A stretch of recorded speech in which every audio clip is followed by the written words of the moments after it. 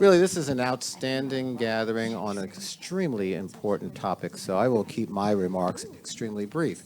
But the one thing I always like to talk about with Queens Public Library is that we are the crossroads for all populations to come through our doors and receive services.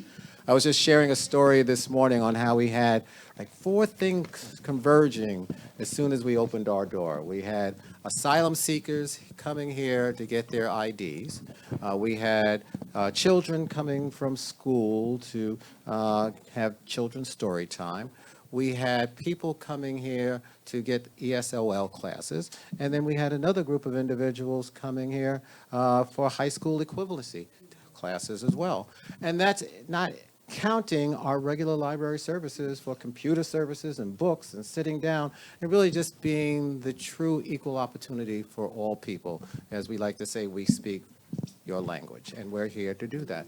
And so this forum is extremely important in making sure we talk about the issue of equity and what it means, and making sure we have experts to share that information with you.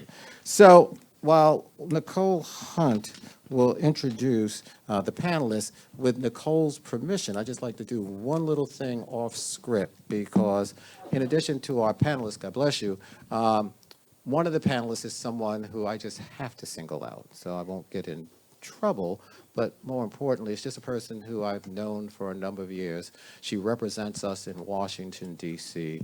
She is always there for the Queens Public Library, and I sincerely mean that, because the Congresswoman has just been so steadfast for us. And I don't know if you've been to the district in the last several days to see what happened at the Flushing Library, but we had a major project where we took down the air conditioning system, put in a new one, and had cranes there.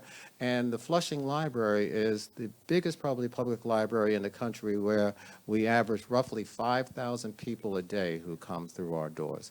And it's represented by our great Congresswoman, Grace Meng. So I just need to be bad for 1 second to say thank you to the Congresswoman for everything that you do, not just for the Queens Public Library, but for all of us around the country. So now it's my pleasure to bring up Nicole Hunt, who is the Associate Director of Public Policy, who will in turn introduce the panelists. Nicole? And I want to thank Scott McLeod. Scott is our Director of Volunteer Services. Scott has been doing an outstanding job with the food bank. We offer food pantry services together at our public libraries, and the food bank has been truly fantastic. So Nicole, thank you for everything on behalf of the Queens Public Library, and the mic is yours. Thank you. Thank you so much, Mr. Wolcott, and the entire Queens Public Library team for the warm welcome and the support you've provided to help make this event possible. We're so honored to be here in this incredible central branch and in all of your company today. While primarily known as a hunger relief organization, Food Bank for New York City has long understood that the New Yorkers we serve have needs that go beyond food, and that includes access to personal hygiene products, baby formula, diapers, and other essential items. Menstrual products are both necessary and expensive. In a national survey, 1 in 5 teens struggle to afford period products. In fact, nearly a third of Food Bank's member agencies distribute personal hygiene products beyond food. That's why Food Bank established the Woman to Woman Initiative in 2016, spearheaded by board member Katie Lee Beagle, to address those inequities and obstacles for the estimated 1 million women and girls facing poverty and food insecurity in New York City. This campaign seeks to educate the public, advocate for policy change, and raise critical funds to provide much-needed period products, hygiene essentials, and childcare necessities through our community-based network. In 2022, Woman to Woman helped our organization provide 1.4 million pounds of household and personal care items to New Yorkers in need, including over 200,000 pounds of period products, such as pads, liners, tampons, menstrual kits, and period underwear, and almost 400,000 pounds of hygiene essentials like shampoo, conditioner, body lotion, and soap. New York City is a leader on this issue. In 2016, we became the first locality in the United States to introduce and pass a groundbreaking package of menstrual equity bills. But there's more to be done. We are so excited about our panelists, who will touch on some of these issues and more. Please join me in welcoming them. Our moderator tonight is Alisha Haridasani, did I do that right? Gupta is a New York Times reporter on the Well Desk, focused on women's health, health inequities, and trends in functional medicine and wellness. Congresswoman Grace Meng is serving her 6th term in the United States House of Representatives, where she represents New York's 6th congressional district, right here in Queens. Congresswoman Meng's Menstrual Equity for All Act is a pioneering legislation package to help expand access to free menstrual products. Oh, and now we are joined by Dr. Wendy Wilcox. Perfect timing. Perfect timing. Who is the Chief Women's Health Officer for New York City Health and Hospitals. Dr. Wilcox is a longtime advocate for women and women's health and is responsible for the strategic development of the Women's Health Service Line. Carrington Baker is founder and CEO of For Women by Women, period. Since starting this organization, Carrington and her team have distributed over 100,000 products across New York City and New Jersey areas. She is a recent college graduate from St. John's University right here in Queens and is currently preparing for medical school to be an OBGYN. Attorney, advocate, and author Jennifer Weiss-Wolf is the executive director of NYU Law's Birnbaum Women's Leadership Network. Her 2017 book, Periods Gone Public, Taking a Stand for Menstrual Equity, was lauded by Gloria Steinem as the beginning of liberation for us all. Her forthcoming book, Period, Full Stop, The Politics of Menopause, will be published by NYU Press in 2025. So we should all bookmark that. Please give them a round of applause. We're so excited for this conversation and to have them all here. And now I'm turning the mic over to Alisha. Thank you. Thanks, Nicole. I am so honored, actually, to be sharing this stage with such fantastic panels. And I don't think anyone heard, but Congresswoman Meng looked at me and said, I wish I was doing more with my life. That's how fantastic this panel is. Me too, actually. I concur with that. I just want to build on what Nicole was saying. The term period poverty refers to the inability to afford menstrual products like pads or tampons. And it also refers to the lack of access to safe and clean bathrooms, waste management tools, and education around menstruation. So in other words, period poverty really boils down to the inability to menstruate with dignity. According to some estimates, 2 in 5 people in the US struggled to purchase period products in 2021. So it's happening here in the United States. It's not some far-fetched, far-flung phenomenon. Over a third of low-income women reported missing work, school, or other events due to their lack of access to period products. And here's the kicker. There is currently no government program that helps cover the cost of period supplies. It is not covered by SNAP, for example, or Medicaid, which actually brings me to Congresswoman Meng, who in 2021 introduced the Menstrual Equity for All Act in Congress and is about to reintroduce it this month. So I would just like to start with what this act would do and what kind of support you anticipate for it. Sure. Thank you so much, Queens Library. Thank you to Food Bank for putting together this amazing event. I'm so impressed to be included on this panel, but my comment was especially to Carrington at her young age, how accomplished she is, and just really grateful for each and every one of you. This legislation is really exciting. When I first introduced it a few years ago, people were like, what are you talking about? Many of my colleagues, even women, felt a little nervous and felt like it was a taboo topic to discuss on the House floor. The last time we introduced it, we had over 100 co-sponsors, which is many more than the previous years that we had introduced it. Although I'm certain, because I actually witnessed one colleague start running away when I started to talk about this topic and say the word period. So I think some people probably signed on because they wanted me to stop talking about periods on the House floor. But I hope that we will continue to grow support for this bill and maybe even get bipartisan support. This bill is really something that is an attempt to be very comprehensive, from everything from large companies to public buildings, to making sure that we are able to alleviate period poverty in the places where it's most impacted. We have been able to work in Congress, for example, to ensure that in our federal prison systems, that people have access to these products. My first ever time working on this issue was actually with Jennifer, as we worked to ensure that New York City public school kids would be able to get these products for free.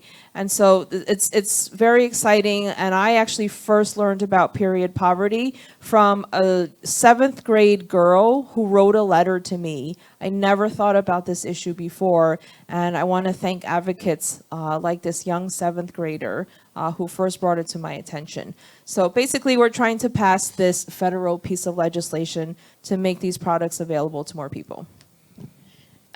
So I think one crucial element of that is that it would make Medicaid cover period supplies. Is that correct?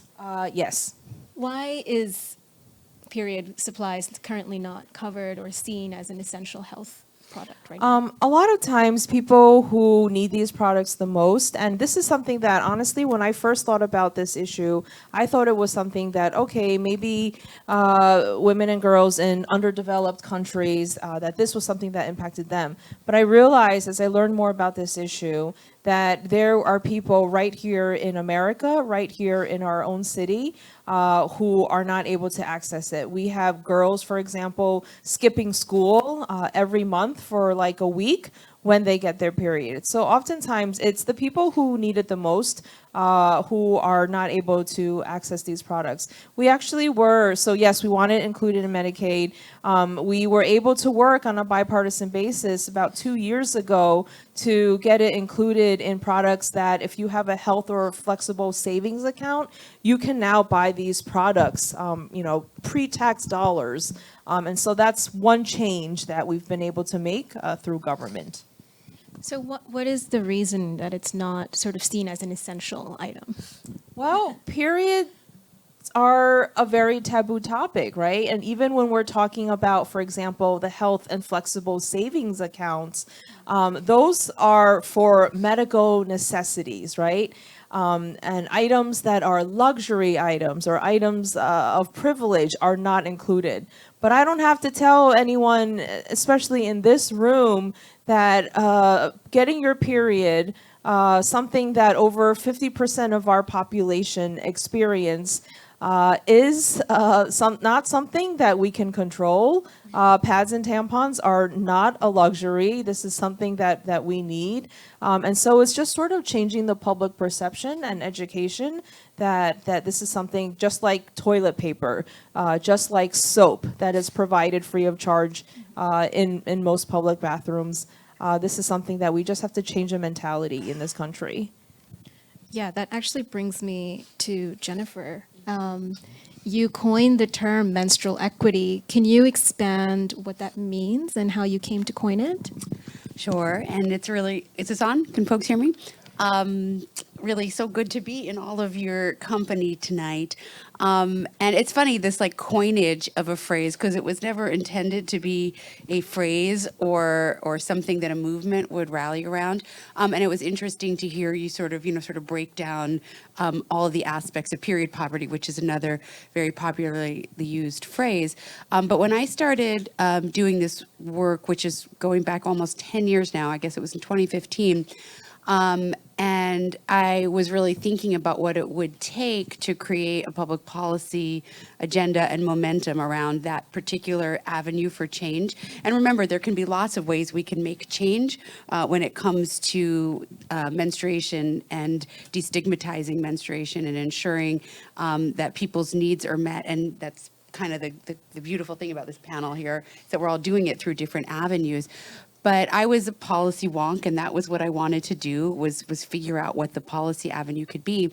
And as I was learning and studying, sort of how this issue has been treated around the world, I was finding that most of the ways it was talked about, I didn't think would be successful in terms of getting public, leaders' interest. Globally, there's a phrase or an acronym called WASH, Water, Sanitation, and Hygiene, which is how this issue has been addressed internationally. And I thought about that, and I thought, okay, well, our lawmakers here won't even know what that means. Like that won't resonate. And I thought about it as a public health issue and a human rights issue, and it is all of those things, but we don't do our lawmaking through those lenses. And so it struck me, especially because of the kind of work I do that's not menstruation focused, which is very much around systems of democracy and justice, that this was an equity issue. It is an equity issue, but I thought that would be something that would resonate with lawmakers on both sides of the aisle, actually. So it was very much intended to be a narrow policy frame, a way to sort of read between the lines or wiggle a way in.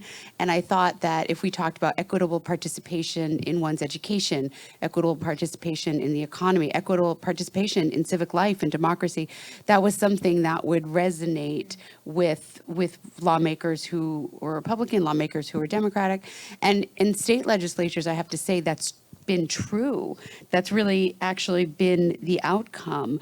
The laws that Congresswoman Meng has been advancing federally have also had a lot of legs in state legislatures, and we've seen period products in schools, period products in public buildings, in public budgets, in jails and prisons, have a lot of success in state legislatures. And it's not that I credit it to the phrase menstrual equity, but I do credit it to the idea that that was part of the communication from the get-go. And later, if there's time, I'll talk about some real successes with, I guess I should indicate that what the other side of the aisle is for me.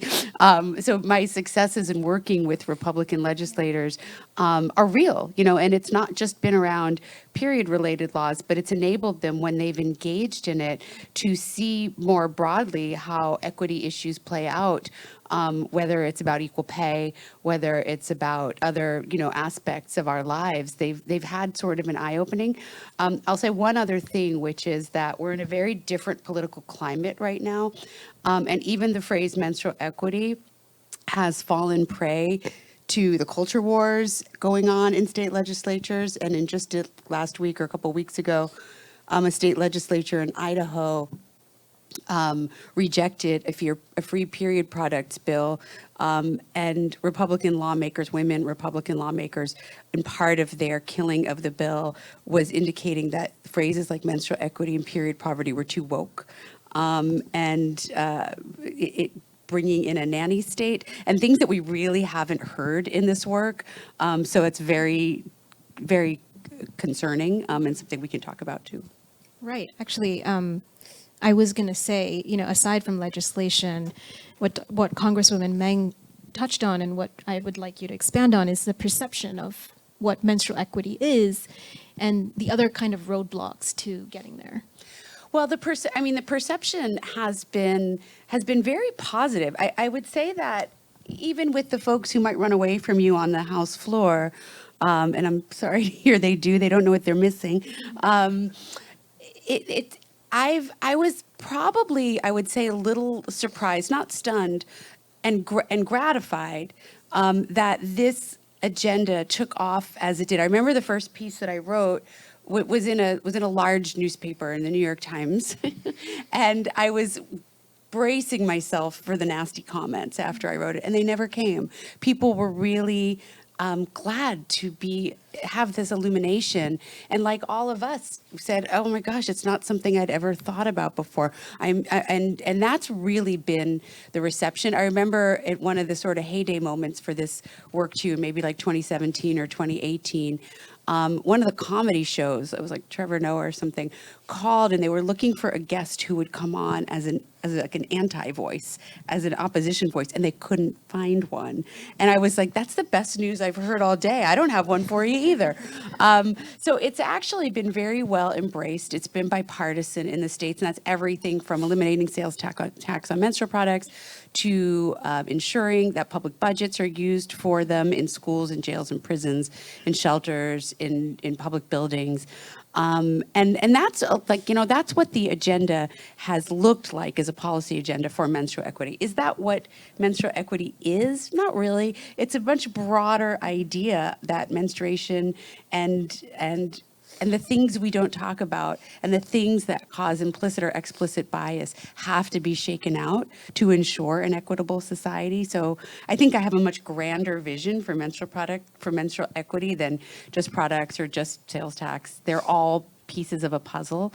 But again, the fact that I don't know if folks have read about in Florida, where there's a lot of regressive legislation going through the system now. One of their regressive sex ed bills has the impact of restricting discussion, sheer discussion about menstruation, or among students, with teachers, with school nurses, with each other. How it's taught, if it shows up in a book. There's lots of literature where menstruation shows up. After all, it is part of the lives of half of the population. And this is all being shut down. It's being called the Don't Say Periods bill. And that's the nickname. It's not really what it's called.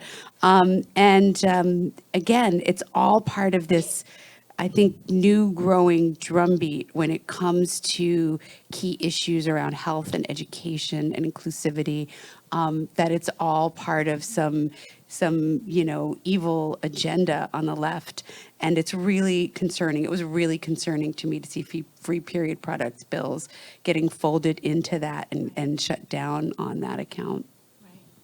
I want to move to Carrington in a second, but before we get there, how do you respond to that kind of pushback? It's funny, I actually had to respond. I did an NPR show in Florida, and I keep joking. I don't actually remember if it was Jody from Gainesville, but that's what I keep calling her in my head.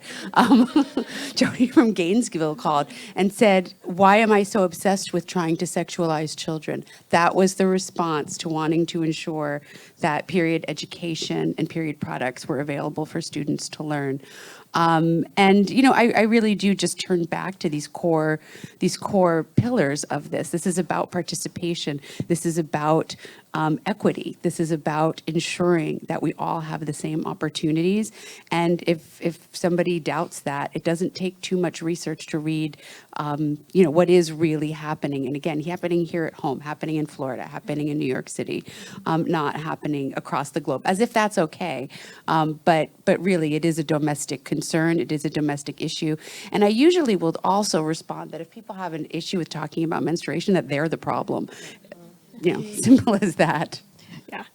Carrington, who is 22 years old, everybody, and has done more than I'm ever going to do in my life. Can you please talk about why and how you started this organization for women, by women, period? Yes, I know. It's a mouthful. When I made the name of the organization, did not think about how hard it would be to say it, but it just hit me, and I was like, I called my dad, I was like, this has to be the name, and it stuck. But I was a junior at St. John's University, and I started it, honestly, by I watched a YouTube video, truthfully. I watched a YouTube video about the experience of homeless women in New York City, actually, with their periods.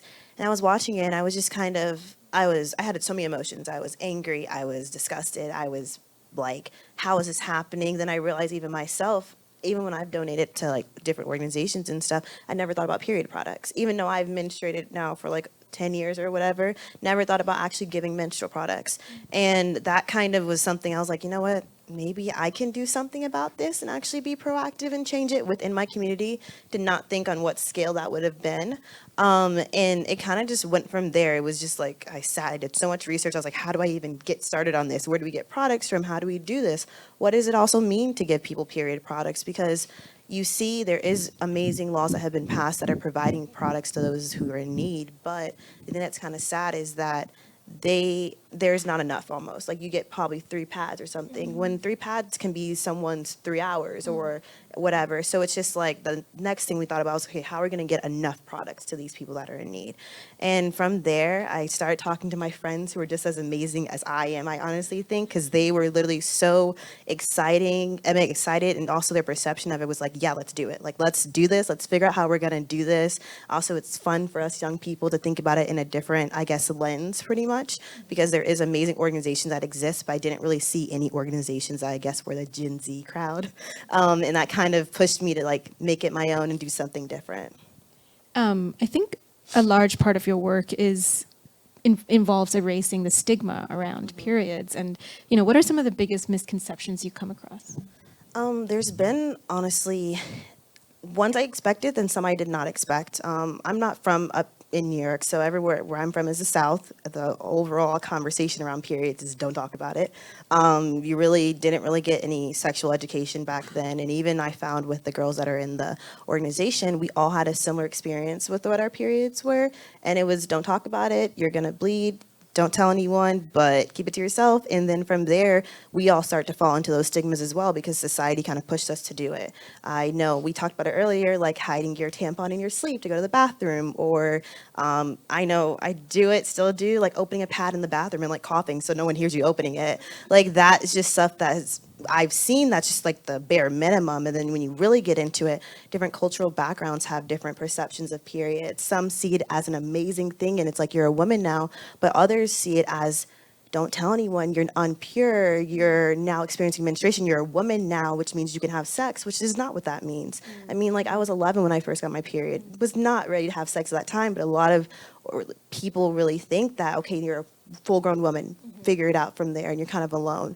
And even during our distributions, we've seen women of color especially turn down products that they definitely needed, but they turned them down because they're worried about who may have been watching them get those products. And that has been something that's been really upsetting because it's just like, you're in need, you definitely want them, but because society has told you don't talk about your period, men shouldn't know about your period and stuff, you never really, I don't know, you aren't seeking out the help that you actually need.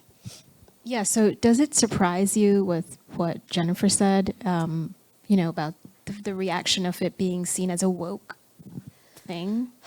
Yes, and then also it's kind of like, to me, I guess, it is a woke thing, I guess, to talk about your periods. Even like I talked to my mom, she's in the organization, she's our older person who has a different perspective, I guess you could say.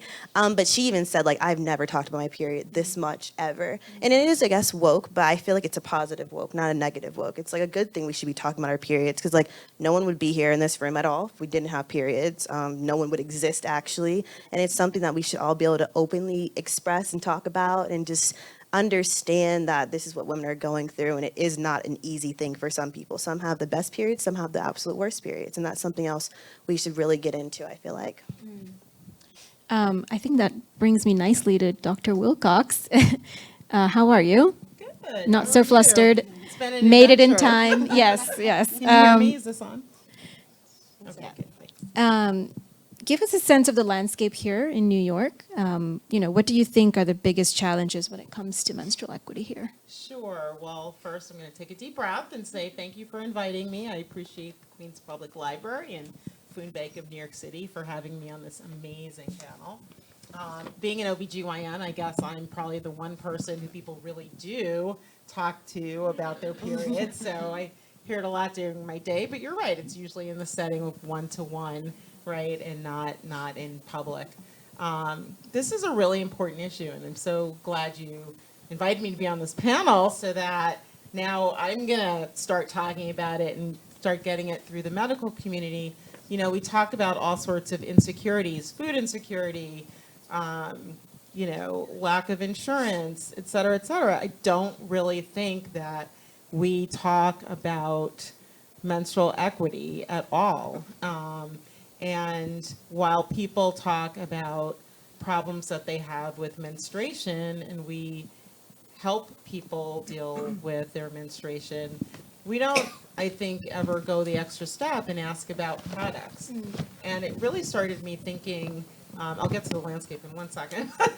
This conversation started me thinking, there are doctors in certain parts of the United States who are writing prescriptions for food. They're writing prescriptions for people who they know have food insecurity to get food. They'll write a prescription and say here, and they'll go to a certain area, whether it's in the hospital or someplace else, to be able to get food. Perhaps we need to start doing that for menstrual products. That just came to me today. Perhaps we need to figure out a way to do that. what is the landscape? So I looked up some facts and figures. In New York City, there are 4.5 million women approximately between the ages of 15 and 49. So that's your reproductive age group. It's about equal men and women. However, when you lay on top of that, that women are more likely to live in poverty, right? About 18% of all women are in poverty in New York City. They are about 19% more likely than a man to be in poverty. And when you put on top of that, that Black and Hispanic women are more likely to be in poverty with their children, then the scope of the problem then just becomes really wide. You know, I'm not sure how much of the audience is aware, Black women have more fibroids than other women. Fibroids and other gynecologic issues can oftentimes make one have more frequent menstruation, make women bleed for longer periods of time. And right now, we're just talking about menstrual products to actually deal with the bleeding from menstruation. We're not talking about people dealing with other symptoms that may go along with that, such as headaches, pain, cramps, you name it, days lost from work, etc. And so the problem really just can escalate. I know your next question is going to, Yeah. I'm psychic. Yeah. Is going to touch on what happens when people don't have the correct products and the sanitary use of products. And it really can lead to chronic health issues. You might see someone have more frequent urinary tract infections, certainly vaginal infections. We deal very frequently with yeast infections and something called bacteriovaginosis, which is a lot of bacteria in the vagina. And so putting unclean products or keeping products against your skin that may not allow for the proper discharge to happen or, you know, breathability, etc., really can set someone up for some problems and may require more frequent use of antibiotics, antifungal medications, etc. And for someone who may not be able to get medical care, these problems may really become long-standing. The other more serious problem that we think about is toxic shock syndrome. So if someone has a tampon or other, you know, things that they might be inserting and not removing in a timely manner and allowing for I mean, I think I need to just level set a little bit, and hopefully no one's had a recent lunch or dinner or anything. The bacteria, you know, the vagina in its normal state has bacteria in it, and those are good bacteria, and there are some bad bacteria, but usually they kind of interplay off each other. And for most people, a normal vaginal homeostasis is a warm, moist environment that has some bacteria in it. That is the normal state, and that is fine, and that is okay. And people can have discharge, and usually it's called physiologic discharge, which just means it's normal, and a little bit is okay. The problem is when we start to change what normal may be and have foreign objects, or perhaps have, like you said, if people are using different types of materials to help soak up the menstrual blood, that might be newspapers or rags that they might find, or reusing things and not being able to clean them in the proper manner, then that really can perhaps set someone up for some serious health concerns. Yeah, Carrington, I wanted you to chime in. Have you ever seen issues escalating because of the lack of products? Not that I've seen, but really what I've heard. Like Right. honestly, Right. I've read articles about it, and then also like the video I first watched, and I watched some more after it as well. That it does become an issue. Like Dr. Wilcox was mentioning, like using newspapers or even socks or rags or anything of that nature is often what it does happen after you run out of products, or even I've seen like women building almost a tampon out of toilet paper, like wrapping it very tightly and inserting that, of course, to soak up as much blood as possible.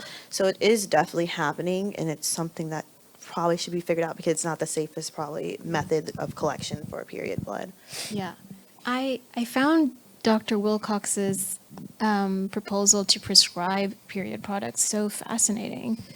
Jennifer, what do you think of that? I love that. I was starting to lean over, actually, look at Congresswoman Meng and think about how that could interface with the Medicaid coverage, because that actually might thread that needle. So we should all talk about that, because we could write that into the bill. And it's interesting because when you start doing policy work, you kind of think of lawmakers as your first stop.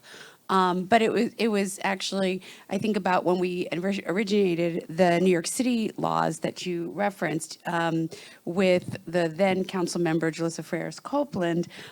We were really determined then in 2015 to bring a really wide variety of voices to the table, because this is not the kind of thing that a law drafter or a lawmaker. No, you really do need to understand from the people who are impacted how it's playing out. And it wasn't just any one avenue. We thought about having, we brought physicians in, we brought folks from the Prison Association, and we brought folks from the after-school programs in. You name it, you think about it, every corner of life that women and girls touch is who you need to talk to, because there's not a special interest group going on here. It's half the people in this room right now.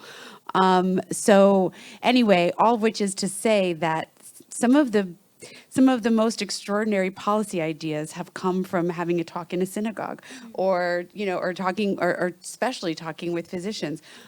So it's yes, that's my long-winded way of saying that's a great idea, and we should talk about how that'll weave together. Yeah, you heard it here first. It's gonna happen. I think that's a good note to open it up to questions from the audience. Yes.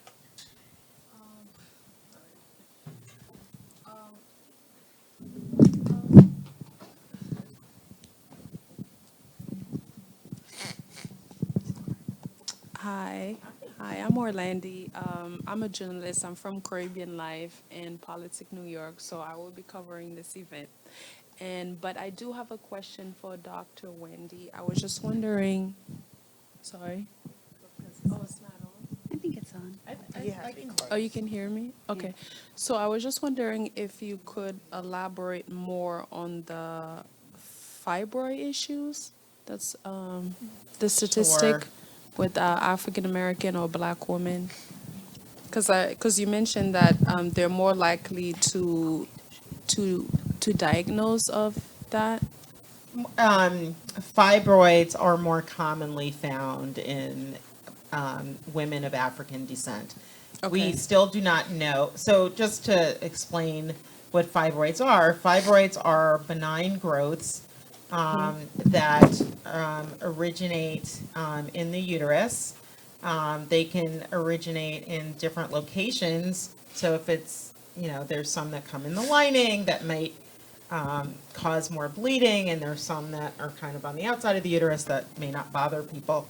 We generally don't have to do anything about fibroids. They don't necessarily cause cancer or increase risk. However, if they start to cause problems, such as if they grow really large or if they create a lot of bleeding, then we have to intervene sometimes. And there are different ways that we might intervene. Sometimes it's as simple as just regulating someone's menstrual cycle, perhaps with contraceptives or hormones, right? Sometimes surgery might be required. If someone is older and menopausal, we might think of removing the entire uterus. That would be a hysterectomy. If it's someone who still wants to retain their childbearing capacity, a younger woman, someone who still wants to have children and be fertile, than something called a myomectomy. There are different options. I'm not going to go through the whole list. So, however, you know, when they occur, they can grow into the lining and have someone have irregular menstrual cycles. Sometimes people with fibroids have heavier bleeds, longer bleeds, irregular bleeds. And so because they're more likely to occur in Black women, it may compound the problem. That is what I was trying to say. Okay, so why do you think it's more likely to be found in Black women? Why? You know, there are many people who have studied fibroids for a really long time. Sometimes they think there might be a familial genetic component, but they haven't really nailed down the cause of fibroids yet. Okay, There might thank be you. environmental in terms of diet. We're not totally sure. Before we go to the next question, I just want to say Congresswoman Meng has to leave. Thank you so much for your time here. That was excellent having you here, and yeah. Thank you. I Best just of want luck to with the bill apologize. I act. have to head to something else, but I do want to thank everyone for putting together this event. And just sort of in closing, I first learned about this issue, the seventh grader that wrote to me, because she was also learning that people in homeless shelters were requesting these items, and because of the federal grants that New York City shelters were getting, they were not allowed to buy and distribute these products. And so under then President Obama, we were able to change the regulations and the types of grants received. So now, for example, this seventh grader made it possible for people in homeless shelters to be able to receive this. So yes, we will work on, there's lots of ideas. I have some homework, but thank you everyone for your great work. Keep in touch. Yeah, next question. Hi, so we are a food bank member organization, and I just wanted to ask, what would you recommend in eliminating the stigma and kind of opening up those conversations so that we can assess the community need, and I guess try to start distributing more healthcare products in our regular pantry distribution? Is this for me? Yes. I'm so sorry. I just wasn't sure. Well, I mean, so kind of the approach we're taking as an organization is really starting with the education piece. I feel like that's the biggest piece right there, because by starting this organization, I've learned more about my period in the last 2 years than I did for the first 8 years that I menstruated. So I feel like that's the biggest way to really actually start addressing the stigmas, is just really talking about it, normalizing, having the conversation. Like, you shouldn't be shy about saying, like, yeah, I'm on my period. Like, that's the first step there. And then really and truly, it's, I guess, more or less, we as a society should become more open about, like, having the conversation with men as well, and not just among women. I mean, like Dr. Wilcox said, like, men are just, there's half men, half women everywhere, pretty much. And that's something that I feel like we kind of leave them out of the conversation, because it is like a female process to menstruate, but they're just as much as a part of it, because they also have given us the kind of helped contribute towards the concept of, like, menstruation is, I guess, bad. I don't know. I'm fumbling over my words. I'm sorry. But essentially, men are much as part of this conversation as women should be. And that can really help us with actually having the conversation to end the stigmas. And then also just allowing young people to ask the questions that I wish I could have asked when I was younger. I wish I could have known more about possible reproductive health diseases that I could have been, you know, have. And then also, I wish I would have known more about just, like, how to properly clean your vagina, because no one tells you. You kind of figure it out on your own. So it's just a lot of things that we can start from a young age with educating them could really help us long term in the future. I should add, every now and then I will test my husband, and I'll say, why do you think we need super tampons versus regular tampons? Hi, my name is Daphne, and I first wanted to say that I'm just so impressed with the work that you all have done to advance menstrual equity. So thank you so much for that. And so I work with a nonprofit called Could You, dedicated to ending period poverty. Could You has been distributing menstrual cups to disadvantaged communities globally and in New York, because as we all know, where there is food insecurity, there is period poverty. So our FDA registered cup is $10, lasts 10 years, and is zero waste. And so really, we would just really like to be able to donate our Could You Menstrual Cup to the Food Bank's Woman to Woman campaign and get more involved. Thanks. But yeah, so we're currently working with Councilmember Amanda Farias and the Women's Caucus to expand the definition of the menstrual hygiene product to include the menstrual cup. And we're also in conversation with Congresswoman Meng about the same issue. So again, thank you so much for your hard work, and really looking forward to continuing these conversations and becoming more involved in this campaign. Actually, I have a question for you. If in your distribution of menstrual cups, does it require a little more education and perception change around it? Well, I think that it, I mean, like every period product, every period product is a little bit different and works with women's bodies a little bit different. So just that basic instruction and education is, different, but ultimately it is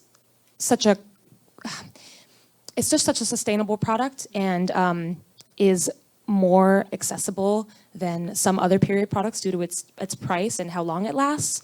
And so even though there might be a little bit of a perception shift in knowing what it is and knowing how to use it, I think there's some fear around it. But that's why it's so important to be talking about it and to try to change the language that we use around period products to include the cup, especially when it comes to Medicaid and policy change. I mean, I think a lot of cultures see even tampons, and this is true of my background too, they see tampons as removing your virginity or taking away your virginity. And so I just imagine the cup is, a little more of a leap than a tampon. Definitely. And that makes sense. And I think culturally, in many communities, it does feel that way. So yeah, we all need to be talking more about periods and menstruation to get on the same page. Good evening, everyone. My name is Karisu, and my daughter and I, Marisol, we founded an organic feminine care line. We would love to donate. It's organic pads, panty liners, and we want to get more involved because we like the conversation. And for me, it's always been like a taboo to talk about menstruation, especially growing up in the Caribbean.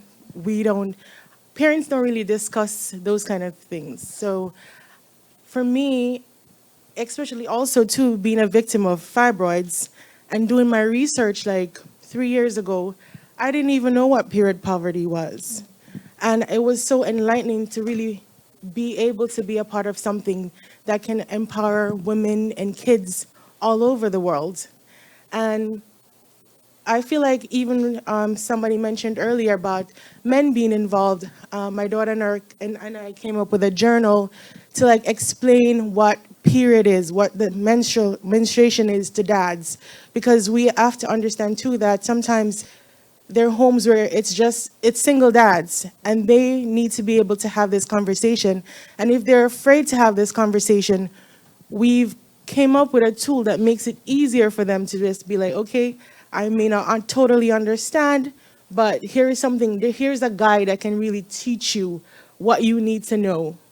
So it's good that we have forums like these where we all can come together and blend ideas on how to make period poverty go away, because it's something that can go away. If we all help each other, each one teach one, then we can bring a solution to this stigma. And I also wanted to know, Dr. Wilcox, about how you suggested prescribing menstrual products. So can you just enlighten me a little bit more on how that process would work? This was an idea that just floated into my brain from this conversation. What I said is that there are some places, not in New York, I don't think, but there are some hospitals that are experimenting with writing prescriptions for food for people who have food insecurity. And if that could work, then perhaps we could build a process with menstrual products that would work for, with this situation. Because we do write prescriptions for other things that are not medications, sometimes for durable medical equipment. If someone needs a wrist immobilizer, or, do you know what I'm saying? Like, so I'm thinking to myself, why couldn't we do this? Well, and it's really interesting to broaden the conversation because, as was mentioned earlier, SNAP doesn't include menstrual products, and in part it's because SNAP is food stamps it's an agricultural program. It's rooted in the Great Depression, and it was actually created to ensure that farmers had a way to sell their crops. But for a whole, sort of century of history, even though we now think about food stamps as something that you use in a grocery store or a convenience store, where you would also be buying menstrual products at the same time, because you don't do your you don't shop for different things, you just do it all under one roof. There's not a lot of logic to the way we look at it, even though that is the genesis of the law. So there's a lot of reimagining to do. It's funny, because when people ask the SNAP question, like, why isn't that the policy agenda? There are really practical reasons why it's not just its agricultural roots, but the way the policy is structured. There's a reauthorization every 5 years, and it's a pretty rigorous process, and it will be a lot harder to get menstrual products swept into SNAP, which are insufficient benefits in any event, than it is to do all these other things that have been pursued, which is part of why that's not been a key agenda item, even though it would be potentially a useful policy outcome. But the bigger piece of the story is we have all of these structures that don't match the way we live our lives. And that is part of what also this idea of menstrual equity, when we think about equity, what is it we're reimagining? It's reimagining the entire systems and structures by which we live. And then also, I have a quick question. I'm not sure, because like I'm from the South originally, so I'm not sure if it's here, but like the WIC program, like women and like children, would it possibly be like looped in there? I've tried. Sorry. So I've gone to the WIC folks. So interestingly, okay, baby diapers aren't included in WIC. So therefore, menstrual products become a pretty big leap. And the menstrual education that comes with WIC. Wait. But diapers are not included? No.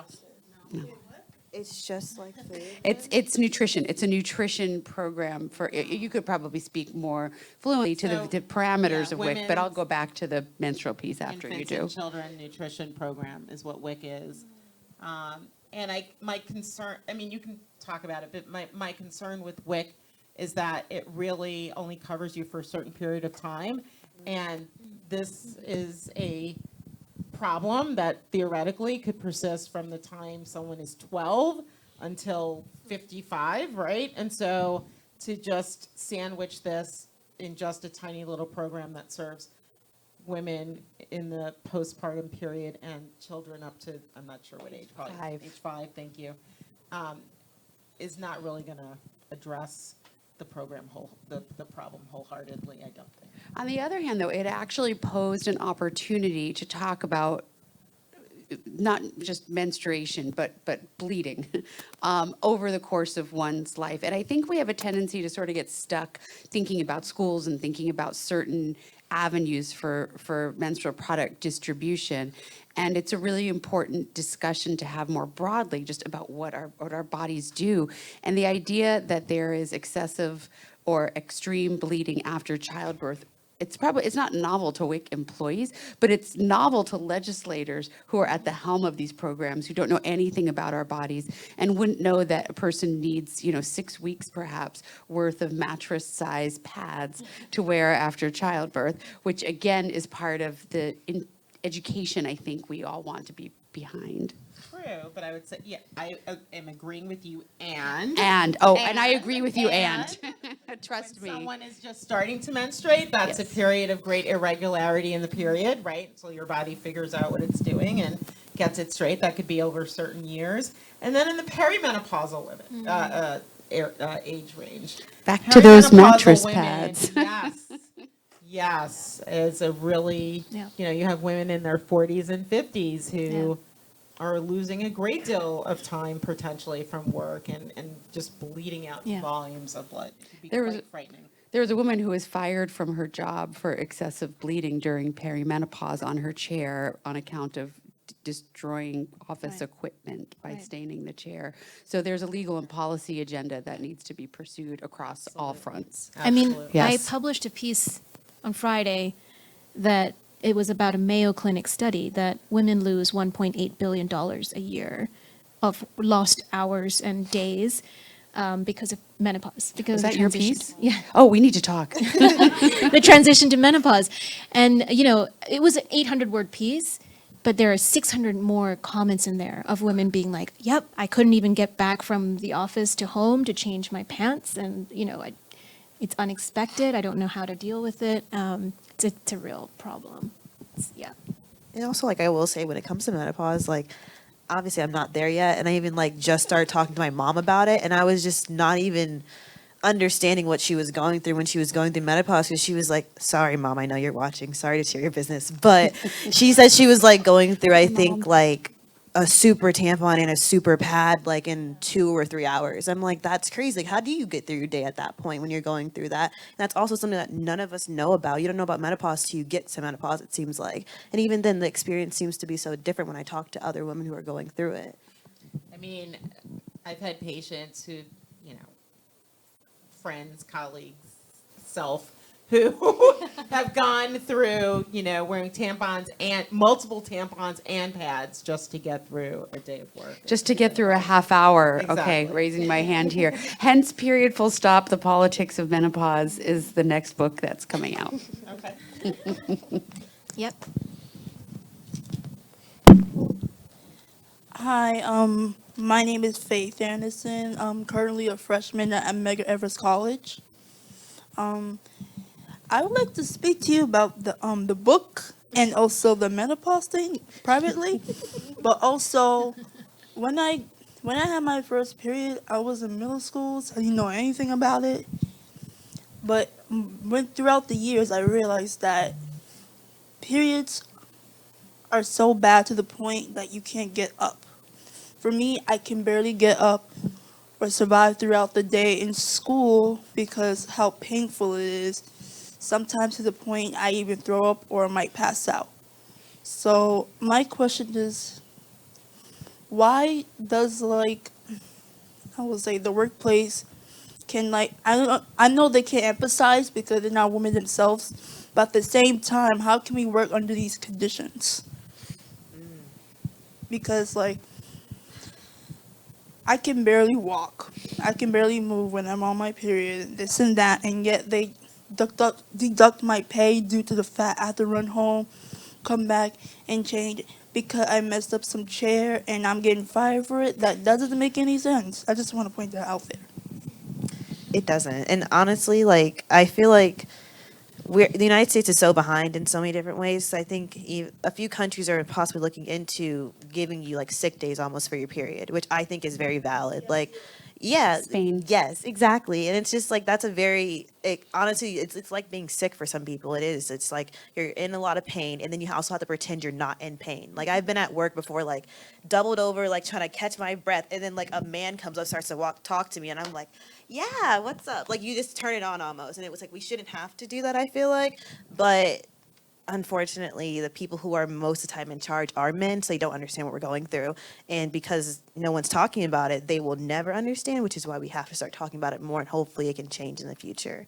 Yeah, as you stated, the education piece is so important because, as young teenagers, we don't talk about how maybe some things are not normal with your period. Yes. And how, culturally, you're not taken to the GYN when you're young, when you get your period, and there's all these issues.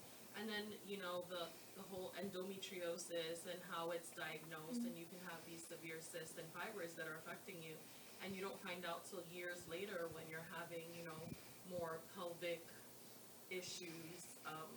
So I think starting that conversation with our young girls in health class is so important to say, hey, it's not normal to be throwing up and doubled over and not being able to go to school. Maybe you should see your primary care, or maybe you should go to GYN or go to the health, the public health clinics and stuff.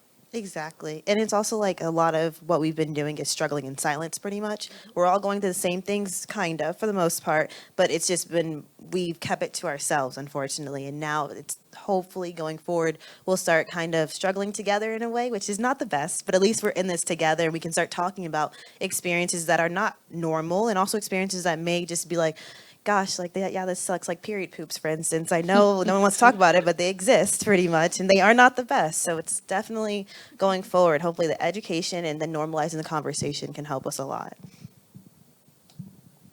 Yeah, I had a question. I'm currently 17, and throughout my time in the education system, I did have the privilege of like taking classes where they did tell me what a period was and what like some things to expect. But just listening to this conversation, I found that a lot of what I learned was just like the tip of the iceberg. I had no idea about like yeast infections and bacterial vaginosis and those kind of things. So I was wondering, like in the time being while we're like developing policies to instate more education in schools, like how can you teach yourself about like periods and menopause and what we go through eventually throughout life as a woman? That's a good question. Yeah. I mean, I know that I'm pretty sure there used to be a curriculum around this about health education in New York City.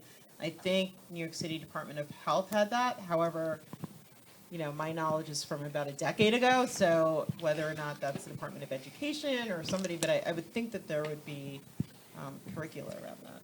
And Well, I was going to say, I think there's sort of two answers. That advocacy for really effective, accurate information is a very important way to engage civically. But in terms of answering the questions here and now, I would recommend just resources like Our Bodies Ourselves, which is, a more than 50-year-old nonprofit organization that has been dedicated to this kind of information, since 1971. And they have a website, and it's very user friendly, and it's very searchable. And I've worked with folks at Columbia University School of Public Health that have really extraordinary guides around menstruation and puberty. They're maybe less informative about some of the menstrual health issues that emerge over the course of a person's lifetime. But those are at least the two that come to my mind quickly that are useful for the here and now. But urge folks to, if you want to be a civically engaged person on this, that's a really reasonable request to make of your city government. I actually want to, that brings me to another thought of, how are periods portrayed culturally, where you would watch TV. You don't really get accurate information from that either. It's seen as really scary, as like the most horrific thing to ever happen to you. And even in, period product ads, the liquid is not even red, so it's inaccurate. Yeah, so what are your thoughts on the cultural conversation around periods? I mean, I will say there is a new movie. It's a Pixar movie. It's Disney. Turning Red, pretty much, I guess, was about periods, but it's also, like you said, that was kind of scary if you really think about it. She was turning into this big, like, monster, pretty much. Yeah, and it was just like, okay, that's kind of cute and fluffy, I guess, but it also made it seem like periods were the worst thing ever.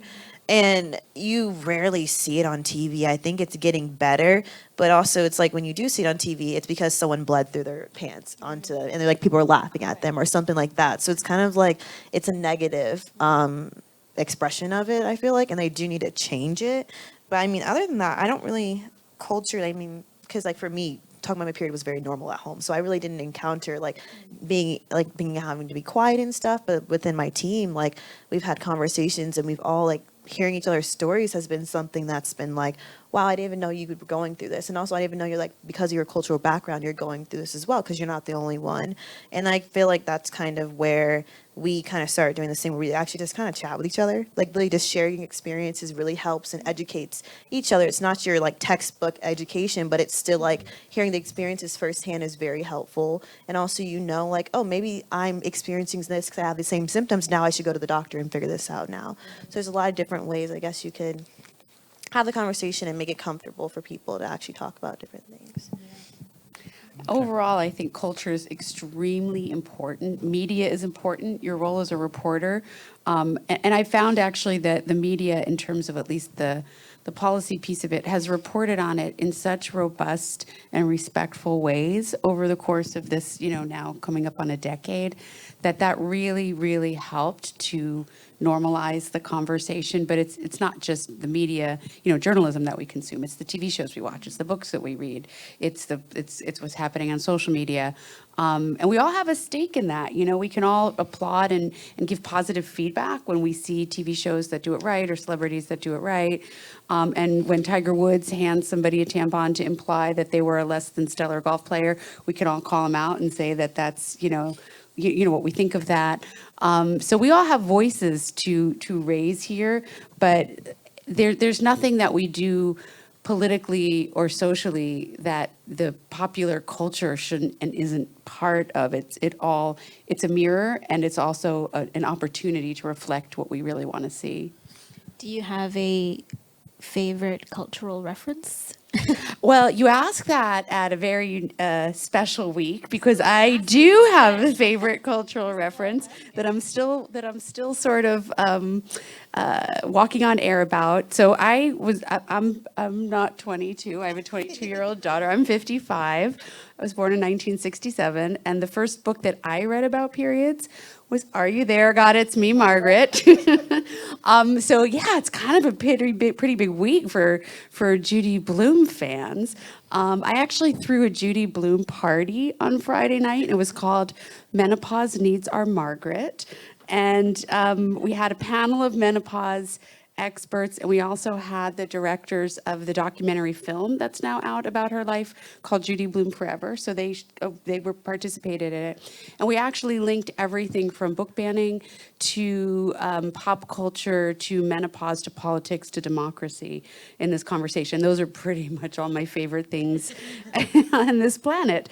But yeah, that's created a huge opportunity to have these conversations, because that book is clearly such an iconic experience for so many people. So that's one of my favorites.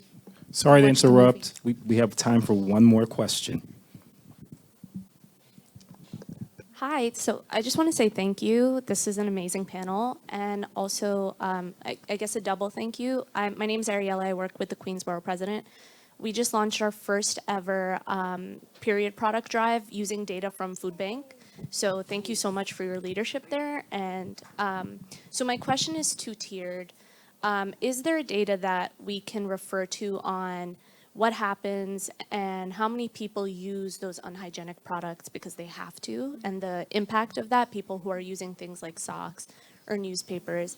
And then secondly, is there data on the impact of the stigma on menstruation? Because I know that for people who live with chronic illness, people who live with the stigma and feel the impact of stigma and have a lack of social support, they feel the illness worse than people who have strong social support.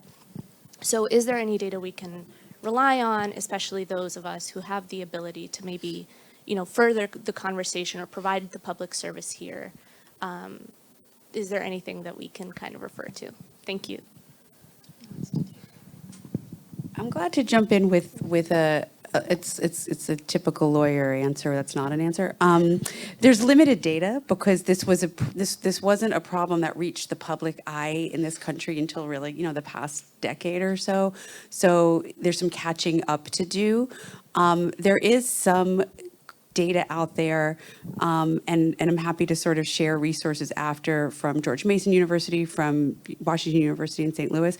I just want to throw out a caveat that this is going to maybe be a little controversial, but there are some menstrual product companies that have been behind data too, and I just want to throw out a warning to be a little wary of those. I'm much more interested in academic data than I am in purchased Harris polls that are used for promotional opportunities. So just putting that out there, as you Google and you find certain stats and data, look who's behind it. And I also wonder if the data that has been collected, and I came across the same problem when I was researching for this panel too, there's very little out there. And the data that is out there is based on very small samples. And I suspect there is a large number of underreporting too, because like we're talking about, people don't talk about their periods very openly. So it's also, the quality of the data is, I'm not sure, reliable. Yeah, and also there's like, this may not be the best, but it is like, I guess, a source. It's Alliance for Period Supplies is an organization that pretty much supplies like organizations like mine essentially with period products.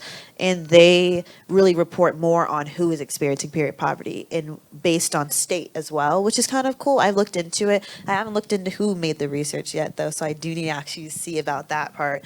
But they have that, I guess, resource as well to see like who is experiencing period poverty in your area possibly. And that's a good place to start in a way, so you can really figure out, okay, how is this really impacting people that I see possibly on a daily basis? What was the other part of your question?